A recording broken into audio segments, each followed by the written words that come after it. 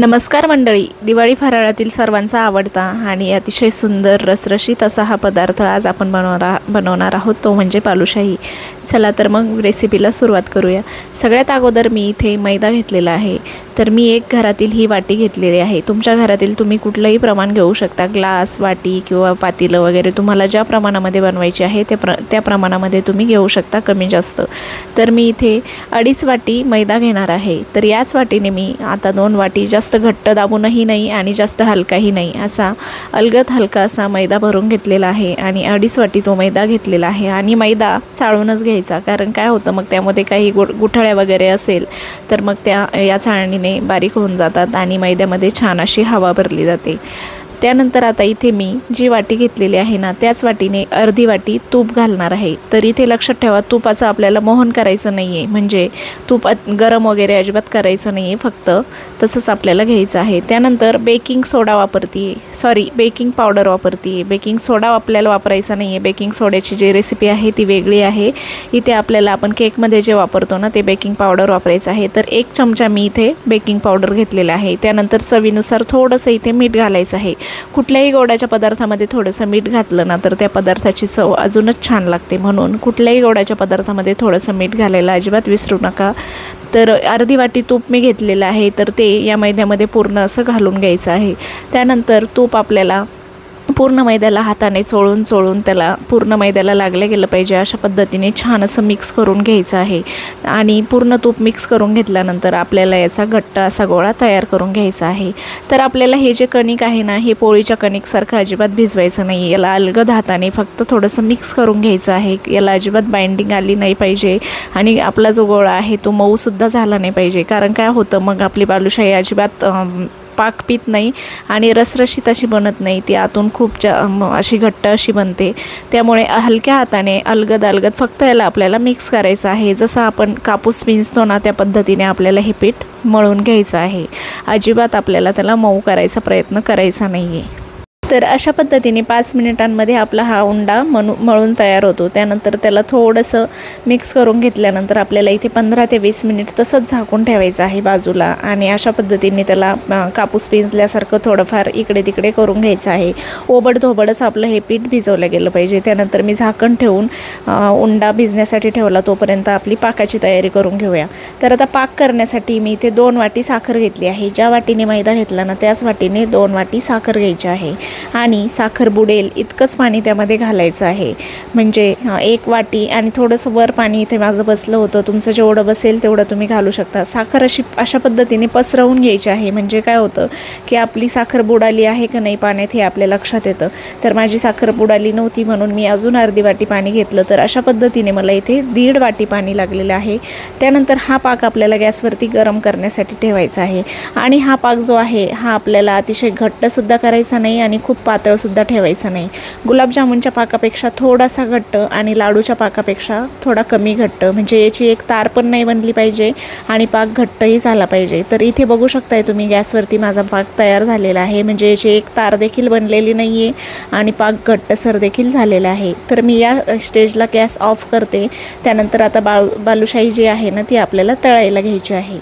तर मी इथे तेल गरम करत ठेवत आहे। तर तेल आपल्याला सुरुवातीपासूनच अतिशय कमी गॅसवरच गरम करत ठेवायचं आहे, कुठेही आपल्याला गॅस फुल करायचा नाही आहे तेच। आणि ज्या पाक आहे ना त्यामध्ये आपल्याला केसरच्या काड्या घालून घ्यायच्या आहे। तर इथे फूड कलर देखील तुम्ही वापरू शकता, पण माझ्याकडे आज फूड कलर अवेलेबल नसल्यामुळे मी इथं केसरच्या काड्या घातलेल्या आहे आणि त्यानेही आपल्या बालुशाहीला थोडासा कलर येतो।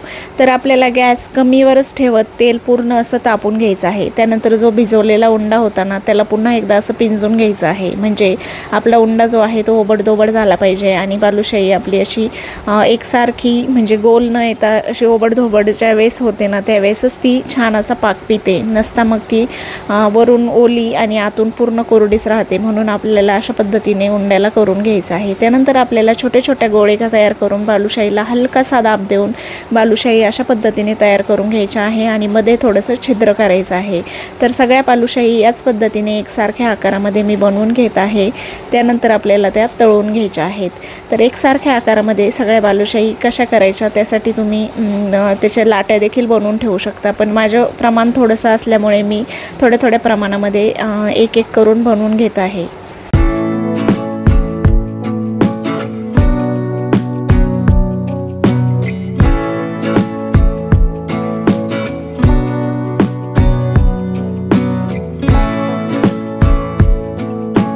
आता इथे आपलं तेल हलकंसं गरम झालेलं आहे। तेल आपलं हलकंसंच गरम झालेलं आहे आणि तसंच गरम झालेलं पाहिजे। बघू शकताय तुम्ही कढईमध्ये थोडेच बुडबुडे येत आहेत आणि अशाच पद्धतीचं तेल आपल्याला गरम पाहिजे। कमी गॅसवरच, अजिबात कुठेही आपल्याला गॅस फुल करायचा नाही। बालुशाही पूर्ण तळेपर्यंत गॅस आपल्याला अजिबात फुल करायचा नाही आणि एक साईड बालुशाहीची तळून होईपर्यंत आपल्याला त्याला अजिबात झाऱ्या लावायचा नाही। जेव्हा त्याची पूर्ण एक साईड तळून होईल आणि बालुशाही बघू शकताय तुम्ही तेलामध्ये खूप छान अशी फुलायला सुरुवात झालेली आहे आणि नंतरच त्याला झाऱ्या लावून आपल्याला उलटून घ्यायचं आहे आणि दुसरी जी साईड आहे ती तळून घ्यायची आहे। तर अशा पद्धतीने तुम्ही बघताय एक साईड माझी पूर्ण तळून झालेली आहे, त्यानंतर मी त्याला झाऱ्याच्या साहाय्याने उलटून घेतलेला आहे आणि आता दुसरी साईड सुद्धा आपल्याला सोनेरी रंग येईपर्यंतच तळून घ्यायची आहे। कुठेही आपली बालुशाही अतिशय लालसर वगैरे अजिबात झाली नाही पाहिजे, फक्त सोनेरी रंगावर आपल्याला छान अशी तळून घ्यायची आहे।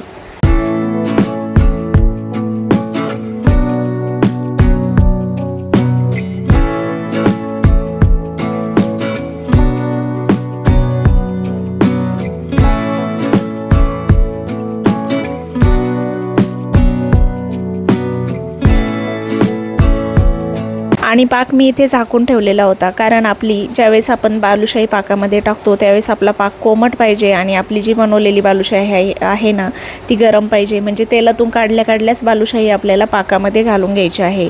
त्यामुळे मग बालुशाही छान असा पाक पिते आणि रसरशीत होते आतून आणि वरून मस्त कुरकुरीत क्रंची होते। तर अशा पद्धतीने ह्या स्टेप्स फॉलो करून तुम्ही जर बालुशाही बनवली तर तुमची बालुशाही अजिबात बिघडणार नाही आणि ना सोडा ना दही कसलंही झंझट नाही। खूप सोपी पद्धत आहे आणि अजिबातही ही बालुशाही बिघडत नाही। नक्की एकदा ट्राय करून बघा। आणि जर बालुशाहीवर साखर जमत असेल तर बऱ्याच जणांचा असा प्रॉब्लेम होतो की बालुशाही केल्यानंतर त्यावरती साखर जमते आणि मग ती खायला थोडीशी कचकच लागते। त्यामुळे काय करायचं आहे, आपण या पाकामध्ये थोडंसं लिंबू अगोदरच पिळून घेतलं तरी चालेल। मी इथे नंतर पिळून घेतलेलं आहे आणि अर्ध लिंबू मी पिळून घेतलं पाकामध्ये आणि त्यानंतर बालुशाही टाकली तर तुमच्या बालुशाहीवरती अजिबात पाक जमणार नाही आणि साखर अजिबात तयार होणार नाही आणि बालुशाही खायला अजिबातही कचकच लागणार नाही। तर अशा पद्धतीने पेशन्स ठेवून आपल्याला बालुशाही अलगद हाताने आणि खूप म्हणजे 20 ते 22 मिनिट लागतात बालुशाही तळून होण्यासाठी आणि अशा पद्धतीने सगळ्या आपल्याला तळून घ्यायच्या आहे। तळून झाल्यानंतर कोमट पाकामध्ये गरम बालुशाही टाकायची आहे आणि त्याला दुसरी बॅच तळून होईपर्यंत पहिली जी बॅच आहे ती आपली पाक पिलेली असते ती काढून घ्यायची। त्यानंतर मग दुसऱ्या बालुशाहीसाठी जागा तयार करायची आणि बालुशाही त्यामध्ये सोडून द्यायची। तर अशा पद्धतीने सगळ्या बालुशाही आपल्याला पाकामध्ये भिजवून घ्यायच्या आहेत। अजिबात साखर येत नाही वरून आणि बालुशाही अतिशय खमंग खुसखुशीत होते। चला तर मग आणि रसरशीत देखील होते। तर अशा पद्धतीची बालुशाही नक्की ट्राय करून बघा। व्हिडिओ जर आवडला असेल, चॅनलवर जर नवीन असाल तर नक्की चॅनलला सबस्क्राईब करा। तर भेटूया पुन्हा एकदा अशाच नवीन व्हिडिओसोबत, तोपर्यंत बाय।